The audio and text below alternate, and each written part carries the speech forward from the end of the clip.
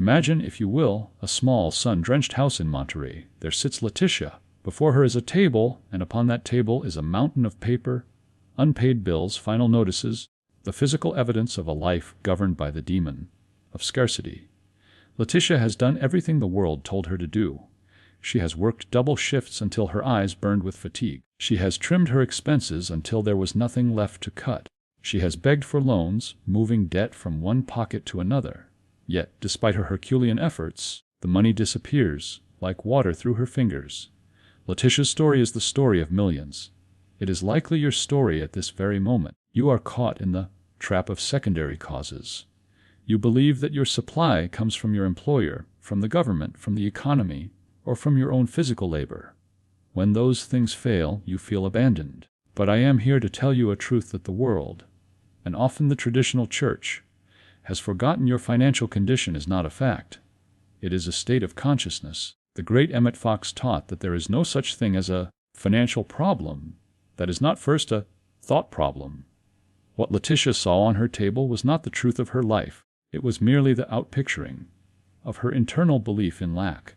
She believed in the power of the bills more than she believed in the power of God. She was looking at the shadow on the wall and trying to scrub it away with a sponge, instead of turning around to face the light that was casting the shadow. You must understand the most fundamental law of the universe. Life is a state of consciousness. The world you see around you, your bank balance, your home, the clothes on your back, is not a solid, unchangeable reality. It is a projection. Think of a cinema. If the movie on the screen is a tragedy filled with poverty and despair, do you run up to the screen and try to tear the images off with your hands? Of course not. You go to the projection booth. You change the film. Most of humanity spends its entire life fighting the screen. They struggle, they sweat, they cry, and they protest against the circumstances of their lives. But the law of mind is impersonal and exact. It says, "As thou hast believed, so be it done unto thee." If your film, your habitual way of thinking, is a film of "I haven't enough, times are hard," or "I am just a poor worker," then the great projector of the universe must, by its very nature, project a world where you haven't enough and times are hard. God does not send you poverty to test your character. God is life, and life is abundance. To say that God sends poverty is like saying that the sun sends darkness. Darkness is simply the absence of light. Poverty is simply the absence of the realization of God. The average person starts their day with the intention of getting money. They go out into the world to get a job, to get a raise, to get ahead of the competition. This very word, getting, is a confession of lack. It implies that what you need is out there, and that you do not have it in here. Emmet Fox revolutionized spiritual thought by teaching that you do not get supply, you radiate it. You cannot manifest what you want. You can only manifest what you are. If you are a consciousness of wealth, wealth will find you even in the middle of a desert. If you are a consciousness of poverty, you could win the lottery today and be broke by next year, because the film in your projector hasn't changed. The money will find a way to leak out of your life to match the leak in your mind. You must stop trying to influence people or manipulate the markets to give you money. This is what we call human will, and it is exhausting and ultimately futile. Instead, you must turn your attention inward. You must build a consciousness of opulence. You must become so convinced of the presence of God's abundance that the world has no choice but to mirror that conviction back to you in the form of currency, opportunities, and resources. Now, what do we mean when we talk about scientific prayer? Most people think prayer is a form of spiritual begging. They go to God as a beggar goes to a king, hoping the king is in a good mood and might throw them a coin. This is not prayer. This is a superstition. Scientific prayer is the practice of the presence of God. It is the deliberate act of turning your mind away from the problem and focusing it entirely on the nature of God. When you are in a financial crisis, your mind is full of money. You are thinking about the rent, the debt, the cost of bread. Even when you pray, you are often just worrying on your knees. You say, "Oh God, please help me pay this 500 bill." What is your mind focused on? The 500 deficit. You are vibrating at the frequency of the debt, and therefore you stay stuck in the debt. The Emmet Fox method is different. You do not talk to God about your bills. God already knows everything. But more importantly, God only knows perfection. If you talk to God about your lack, you are trying to bring a lie to the truth. Instead, you must bring the truth to the lie. You turn away from the table in Monterey. You turn away from the empty office in Puebla. You shut the door of your senses. You stop looking at the facts of the bank statement and you begin to contemplate the fact of God. To build the foundation of abundance, you must redefine your concept of the divine. Is God a distant judge? No. Is God a limited reservoir? No. God is substance. Everything you see, touch, and use is made of the one divine substance. Money is simply the symbol of God's activity in the world of commerce. Therefore, money is spiritual. To hate money, or to call it dirty, is to reject a form of God's expression. If you want to manifest abundance, you must fall in love with the idea of God as your immediate, infinite, and inexhaustible provider. You must realize that the same power that creates galaxies and ensures that every flower has sunlight and every bird has a worm is the same power that is responsible for your bank account. The universe is not empty. It is a pressurized ocean of infinite supply, just waiting for you to create an opening in your consciousness. Your doubt is the only plug in the pipe. Your fear is the only kink in the hose. Emmet Fox famously taught the 7-day mental diet. While we will get to the specific mantra later, Part 1 requires you to understand the preparatory work. You cannot plant a golden seed in a garden full of weeds. The weeds are your daily conversations. Do you talk about how expensive everything is? Do you join in with your coworkers when they complain about the terrible economy? Do you feel a pinch of envy when you see a luxury car drive by? Every time you do this, you are affirming poverty. You are telling your subconscious mind, I am a person who cannot afford things, or I am a person who is separate from wealth. Beginning right now, you must declare a fast. Not a fast from food, but a fast from thoughts of lack. You must refuse to give your mental consent to the idea of poverty. When the world says, there is a recession, you must silently say, there is no recession in the mind of God, and I live in the mind of God. In our stories we heard about George, the accountant in Puebla. His office was empty. He was a man of logic, and logic told him he was failing. But logic is only the summary of past experiences. Faith is the explorer of future possibilities. George had to realize that his logic was actually his limitation. He had to stop being an accountant of scarcity and become a distributor of divine wealth. He had to realize that the clients he needed weren't lost. They were simply waiting for him to send out the mental signal that he was ready to receive them. This is the secret that Emmet Fox shared with the thousands who crowded into the Hippodrome in New York during the Great Depression. While the world was jumping out of windows because the stock market crashed, Fox's students were prospering. Why?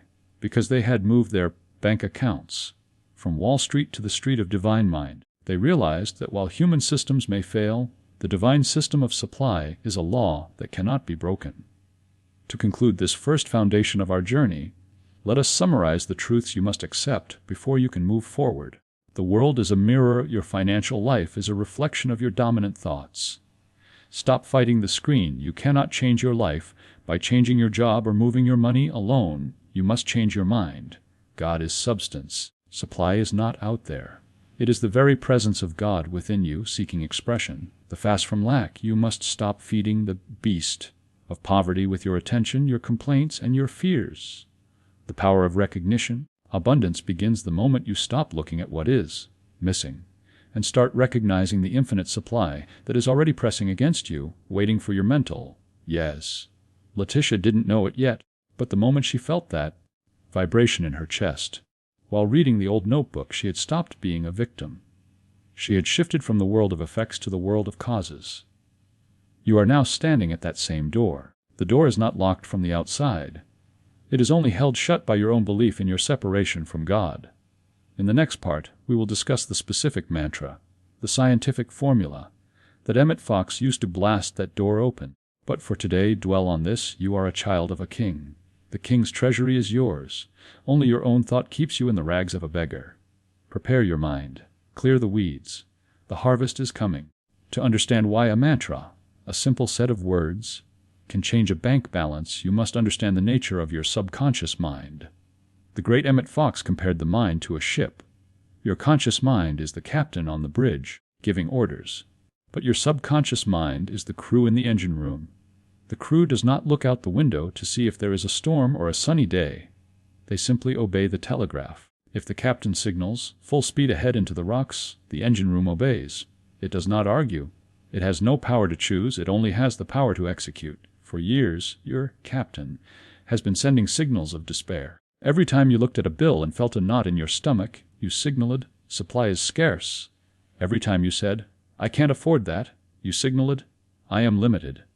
Your subconscious crew, being perfectly obedient, worked tirelessly to navigate your life into the rocks of debt and the shoals of just enough. The mantra is not a magic spell. It is a new set of orders. It is a scientific tool used to seize control of the telegraph and send a new command to the engine room of your life. Emmet Fox taught that a true scientific prayer, or mantra, is not a collection of random, positive thoughts. It is a structured formula designed to bypass the critical, doubting conscious mind and strike deep into the subconscious. When Letitia in Monterey or George in Puebla repeated these words, they were utilizing a 4-part spiritual architecture. Let us break down the master mantra for divine prosperity, so you can use it with the precision of a master architect. Most people believe their employer is their source. If the boss is grumpy, they fear for their survival. If the company closes, they believe their supply has died. This is spiritual idolatry. By declaring God as your source, you lift your eyes above the human channels. An employer is a channel, the economy is a channel, but the source is the infinite mind of God. If one channel closes, the source simply opens 10 more. This first part of the mantra breaks your dependency on the visible world. You are not a worm in the dust begging for crumbs. You are an individualized expression of God. In the royal courts of old, the prince did not beg for dinner. He sat at the table because he belonged there. This part of the mantra re-establishes your legal standing in the universe. You are not asking for a favor, you are claiming your birthright. Money must move. The word currency comes from the word current, like a river. Poverty is often caused by mental congestion, the fear of spending or the fear of losing. This declaration opens the valves. It establishes that prosperity is not a static pile of gold you must guard, but a flowing activity. As you allow it to flow through you, through service and generosity, it must flow to you. This is the cell of the prayer. Gratitude is the most powerful vibration in the universe. When you give thanks before the money appears in your hand, you are telling your subconscious that the manifestation is already a fact. You are calling those things which be not as though they were. Emmet Fox was adamant. Words alone are useless. If you repeat the mantra like a parrot while your heart is screaming, this will never work. You are actually affirming the failure. The subconscious mind does not speak English or Spanish, it speaks emotion. Emotion is the ink with which your orders are written. If you say, I am wealthy, but feel the pinch of poverty, the subconscious ignores the words and manifests the pinch. Therefore, when you practice the mantra, you must engage your feeling body. Do not just say abundance. Feel the relief of a debt paid. Do not just say supply. Feel the warmth of security. Do not just say God. Feel the peace of a child resting in its mother's arms. This is why Letitia felt a vibration in her chest. She wasn't just reading, she was vibrating at a new frequency. She was tuning her mental radio to the station of wealth. WGOD. What happens when you are not in your prayer closet? What happens when you are at work and you hear a rumor of layoffs? Or when you check your mailbox and find a final notice? This is where you apply Fox's most famous technique, the golden key. The rule is simple: stop thinking about the problem and think about God. If you are worried about a specific debt and you try to pray it away by thinking, oh God, please pay this debt, you are still thinking about the debt. You are keeping the film of the debt in the projector. To golden key, a financial crisis, you say to yourself, I am not going to think about this bill. I am going to think about God's opulence. Then you repeat your mantra or simply repeat the word God, God until your mind is quiet. You turn your back on the fact of the bill and face the truth of divine supply. You refuse to give the problem your mental consent. The biggest mistake Fox's students made was outlining. Outlining is when you try to tell the universe how to bring you the money. You say the mantra, but then you spend all day thinking, maybe my Aunt Mary will die and leave me an inheritance, or maybe I will win the lottery. This is a lack of faith. By outlining the channel, you are closing all the other 99 channels God might want to use. You are trying to teach the infinite how to be infinite.